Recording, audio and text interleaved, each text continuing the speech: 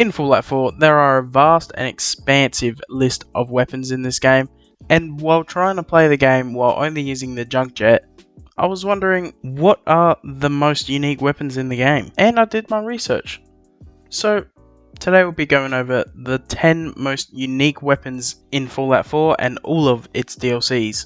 And all of these will just be my personal opinion. So if you think I'm missing some, then please write them in the comments. And my character has completely maximum stats, so don't worry about all that stuff. The damage isn't really shown properly. In at number 10, and to start things off, we've got the 2076 World Series Baseball Bat. And it's here because of one thing and one thing only. And that would be its very unique legendary effect, which gives the baseball bat about a 5% chance to absolutely launch enemies very far away. And if this is a weapon you want to find, you can find it in Jamaica Plains, right in the basement of the town hall. And you can also find the key and the ID card on a body in the church and a body just north of the church.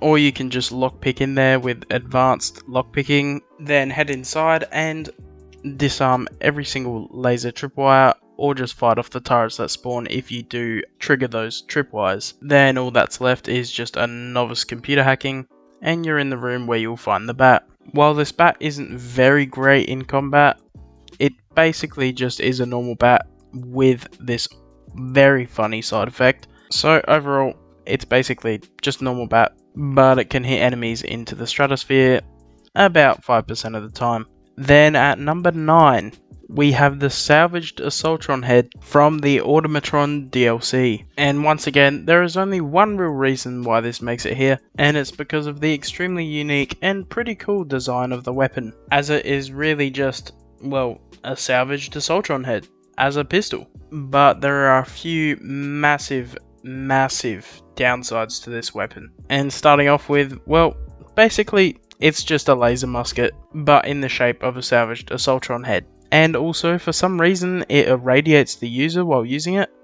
I'm not sure why, but that's really not an upside. Then the final bad thing about this gun is that you cannot change it at all at a weapons workbench. I'm not sure if there's a special workbench for it or anything, but I could not find anything to do with this gun when it comes to upgrading. It just really doesn't exist at a weapons workbench. But anyway, if you do want to find this weapon, you can find it at the Fort Hagen satellite array. And of course, you will need the Automatron DLC to get this weapon. And once inside, you will find it after defeating the power armor person in the final room. Then heading through and using the computer to open this door, then searching this chest, which has the salvaged Assaultron head inside of it. So overall, it's really not that great, but it looks pretty cool and it's quite fun to use. So why not grab it? Then it's time to move to number 8, where we have Lorenzos Artifact gun. And while of course it does just look like a normal gamma gun, it does have one special attachment that makes it shoot very unique projectiles. And the cool looking projectiles aren't just purely cosmetic either. They are weirdly overpowered, especially with their incredible area of effect. And the damage situation is not terrible either. It's pretty good against most enemies. But do be careful about attacking close quarters enemies with this, because it's basically like shooting a missile or something. It will hit you if you are close enough. And if you do want to obtain this gun, all you have to do is complete all of the Cabot House missions and side with Jack Cabot at the end of the quest line. And also with this gun, the attachments, even while still just being normal gamma gun attachments, are very good for this unique projectile type, with charged powerful ammo adding electric damage or just increased rapid fire. So overall for this gun, if you want to have a cool fun weapon and it also be pretty overpowered, this is definitely the one to get. But with that over and done with, let's move on to number 7, the Broadsider. And this gun is just the epitome of a very unique weapon in Fallout 4. Because, well, you've got just an entire cannon that you can hold and shoot. It's pretty awesome. Not entirely sure how the character is strong enough to hold an entire cannon, but let's move past that. And now it's time to show where and how to get this weapon. And now, would you be surprised if I were to say you get it on a massive pirate ship? Because that's exactly where you get it, and it's as a quest reward for helping this entire robot pirate crew attempt to get into space. And even without the reward of the Broadsider, it's still a pretty fun quest to do, because you get to watch a giant pirate spaceship monstrosity thing actually make it into the sky. Didn't exactly get to space, but hey, a pretty cool ending to a good mission. And I mean, at least they landed it. But now it's time to actually test out the weapon and see how it goes and check all of its attachments.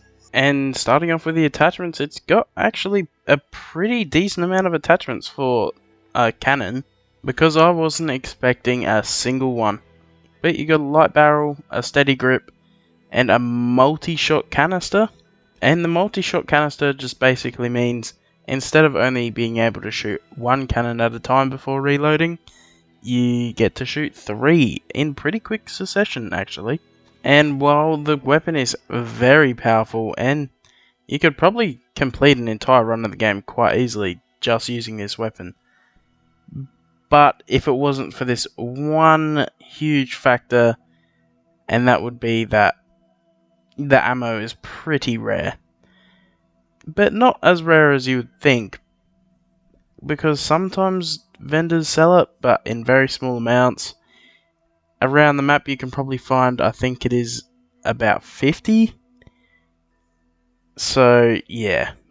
But if you want to use it for like one big boss fight or one entire building, you should be fine. Especially because it does have a small amount of AoE damage, which does help a lot. But overall, I would 100% recommend doing the mission and grabbing this gun, even if you're only going to use it for one area. But now it's time to move on to number 6, the Tesla rifle. And you might be thinking it should probably be up further, but I would say all of the ones above this one are a bit more unique. But anyway, this Tesla rifle is a weapon that, well, basically just shoots beams of electricity using energy cell ammo. But if you're looking to find it, you'll actually find it in the exact same place where you find the salvaged Assaultron head, which is in the Fort Hagen satellite array. And all you have to do is loot it from the body of Ivy, who is the person in the power armor, and that is just in the room before you find the salvaged Assaultron head. But now let's move on to all of the attachments you can add onto this weapon, because it has an amazing variety of different ways to use this weapon.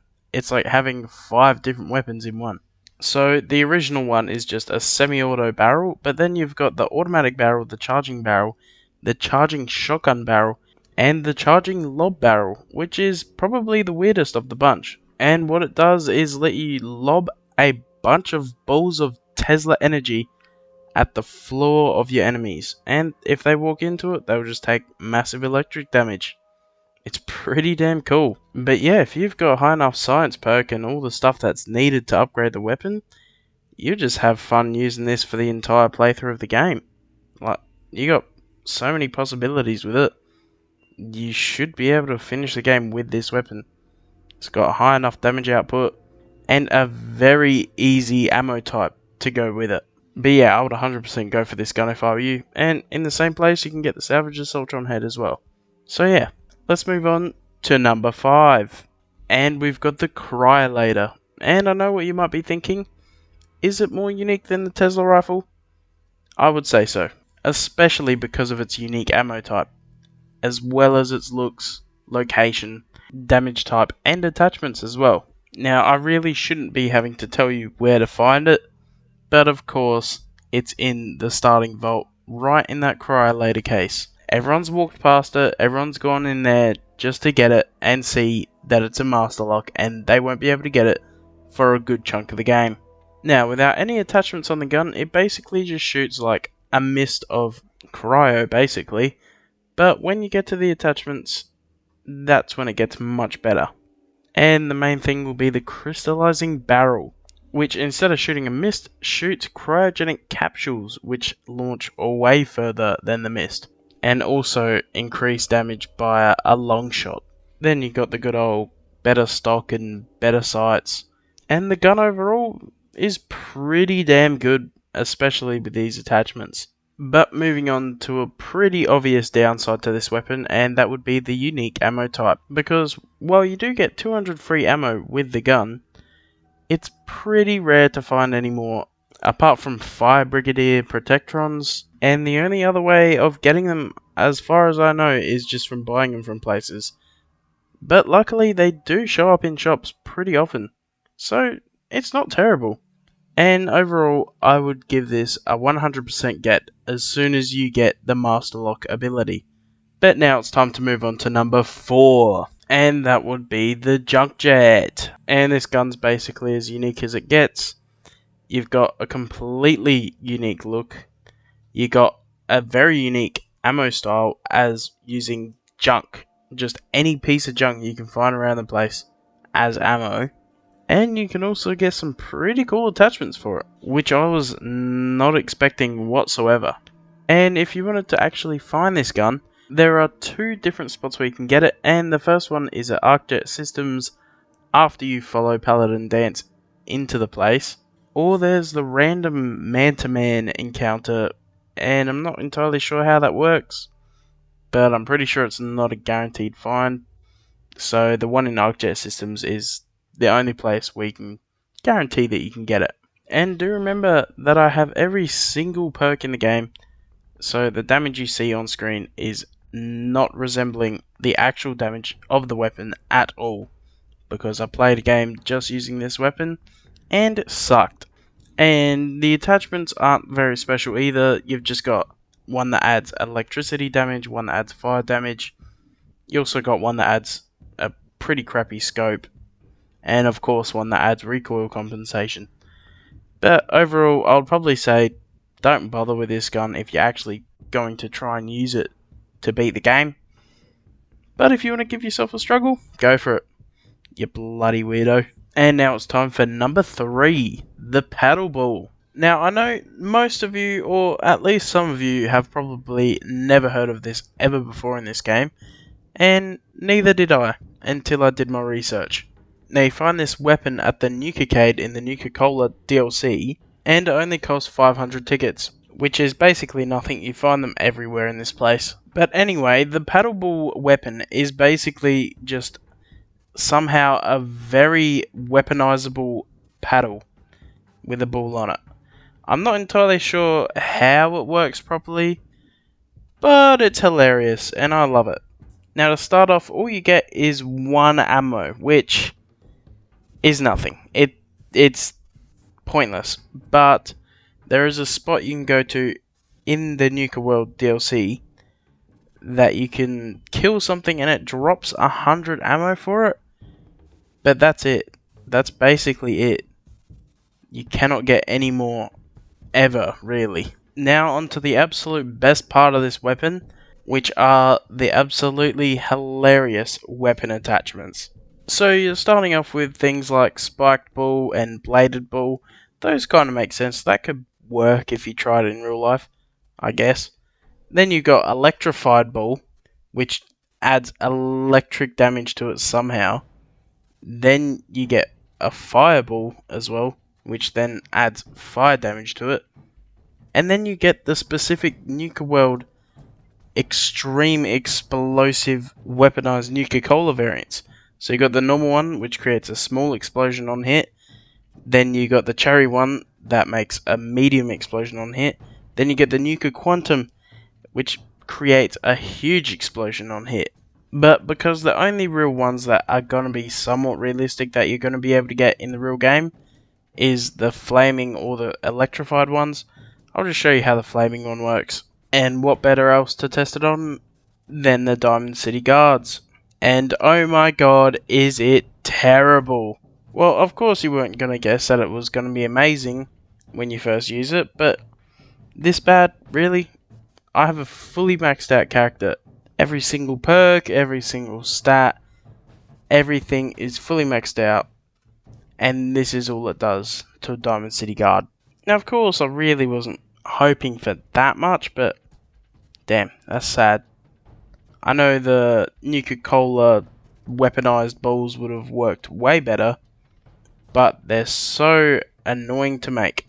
But if I get enough likes on this video, I will try and beat Fallout 4 with just this terrible paddleball thing. Emphasis on the try. But anyway, overall for this weapon, I would say probably still just get it. It's quite funny. But if you want to use it for fighting things, nah, it's terrible. Unless if you've got plenty of extra Nuka-Cola Quantums and cherries and normal ones, then I would say yeah. But apart from that, nah. And sitting in at second place is the Syringe. Now, I'm not going to lie, any single one of the top three could have been interchangeable because they're all just so unique. But I'll give second place to the Syringe because I feel like first place deserves it. Now, this gun can be found in multiple places around the entire map, but basically just in hospitals. And that's where I found mine, just in the basement of the Greater Mass Blood Clinic, so a few extra points for being super easy to find. Now we've got all the attachments that the gun can have, and basically you can change it from a short rifle to, well, a long rifle with a bit better recoil and a scope, and that's about it. You don't get much for the actual weapon, it's the ammo that is extensive. But extensive does not mean that it's good, because while there are a lot of different types of ammo for this gun, there's only two that actually do damage, and one of them requires you to get a rad scorpion gland for each bullet. That is disgustingly bad. But there's the bleed out syringe, which deals 30 damage over 3 seconds, which doesn't sound terrible, but it kinda is. Also, you need fiberglass and oil as well as steel just to make one. It's still just robbery. But there are a few that are kinda cool and fun to play with that you wouldn't really ever use in a real proper game of Fallout, but you might just screw around with. Like the one that has a chance of spawning a bloatfly after they die, or the one that just makes them go absolutely crazy for a couple of seconds. But there's a bunch of different cool things you can do with them, and it's pretty fun. But let's see how the bleed out syringes work on basically the first real enemies of the game. This is sped up by 750% by the way, and oh my god, this gun is terrible. Please never get it. I do not recommend it whatsoever.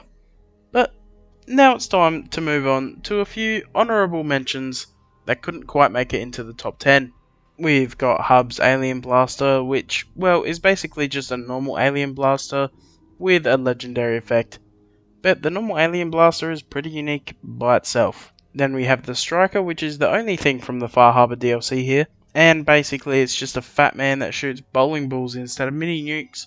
But it's kind of fun to use, so that's why it makes it here. And the third and final one that makes it into the honourable mentions is the Commie Whacker. Now, I'm not gonna lie, the only reason it's here is because the thought of using this against any enemy in the game and actually killing them with it is pretty hilarious. But now we finally move on to the final one, number 1. Now, you might have figured it out by now, but it is the Thirst Zapper. And this thing is probably the first Nuka World specific thing that you see in Nuka World. And especially because you have to use it to beat the first mini-boss of the Nuka World DLC. Now, at the start, all it does is shoot water, which does no damage to anything in the game that I know of. But it's what you can do with it later during the DLC that makes it so unique. But even without that stuff, it would still probably be on this list, seeing as it's a really cool looking Nuka bottle gun that shoots water. Oh, that's good enough for me in the first place. But with these extra attachments, oh, it's just amazing. So as you get much later into the Nuka World DLC, you find this Project Cobalt schematics book, and it lets you upgrade both the Thirst Zapper and the paddleball with very special ammunition. But there was a huge problem with the paddleball, and that was that it was basically a giant walking suicide paddle. And that was just because if you walk too close to an explosion, you die. So using explosives with the paddleball bat would have been suicide, but doing the exact same thing with a shootable water gun that now shoots super explosive ammo? Sounds like a good idea to me. So I made a couple of the most strongest possible ammo for this weapon, and I decided to test it out. Now don't worry about my super speed and super jumping, I was just using it to super speed through my way of the long ass Nuka World stuff, so I could actually use this awesome ammo with the Thirst Zapper. But it was worth it. Look at this. It just looks like a smaller version of the mini nuke, with like a Nuka-Cola quantum fountain exploding from it. It looks awesome. The only problem is how hard it is to make the ammo. But I love it so much. I will probably do a walkthrough of just using this gun. I might have to like cheat it in at the start so I can actually use the proper ammo, but I'll figure something out. And this has been the top 10 most unique weapons in Fallout 4. Please let me know if I did miss anything. Hopefully I didn't, but please let me know. And thank you for watching.